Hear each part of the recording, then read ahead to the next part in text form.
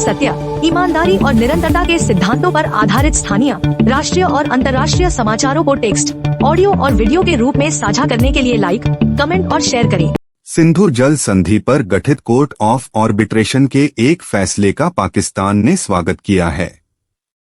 इस फैसले के बाद पाकिस्तान ने प्रतिक्रिया देते हुए सबसे पहले भारत के साथ बातचीत की अपनी इच्छा जता डाली। भारत ने भी इस फैसले पर प्रतिक्रिया दी है। ग्रीस के अखबार ने लिखा है कि भारत ने अपनी रक्षा क्षमताएं सिर्फ हथियारों की खरीद में नहीं, बल्कि संयुक्त उपक्रमों और तकनीकी साझेदारियों के जरिए विकसित की हैं।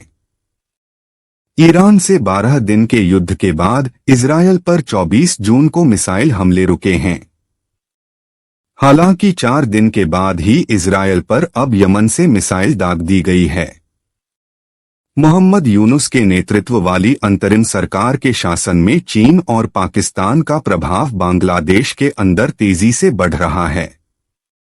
यूनुस ने दोनों को खुली छूट दे रखी है। ऑपरेशन सिंदूर के दौरान भारत ने Su-30 MKI लड़ाकू विमानों से ही पाकिस्तान के सैन्य ठिकानों पर भारत ने ब्रह्मोस मिसाइलें दागी थीं। भारतीय वायुसेना के Su-30 MKI फाइटर विमानों के लिए ब्लॉक अपग्रेड योजना पहले से चल रही थी। ऑपरेशन सिंदूर के दौरान भारतीय S-400 सिस्टम ने पाकिस्तान की वायुसेना के साथ 2000 अवैक्स विमान को पाकिस्तान की हवाई सीमा के भीतर ही मार गिराया था। ईरान के पास कोई एडवांस लड़ाकू विमान नहीं है और उसके पास एयर डिफेंस का नेटवर्क भी नहीं है। जो भी बचा खुचा था उसे इजरायल नष्ट कर चुका है।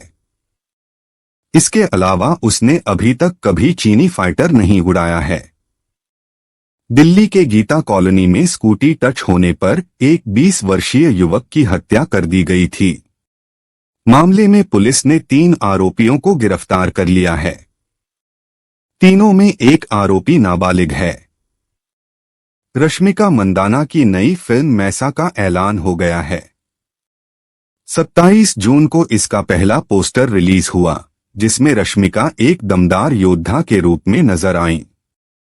पुष्पा 2 फीट के बाद ये उनकी एक और बड़ी पैन इंडिया फिल्म है।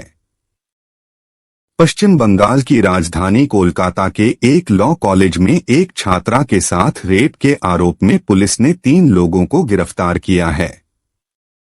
इनमें कॉलेज का एक पूर्व छात्र भी शामिल है। इसराइल के साथ हाल के संघर्ष के बाद ईरान में गिरफ्तारियों और मौत की सजा देने का सिलसिला शुरू हो गया है।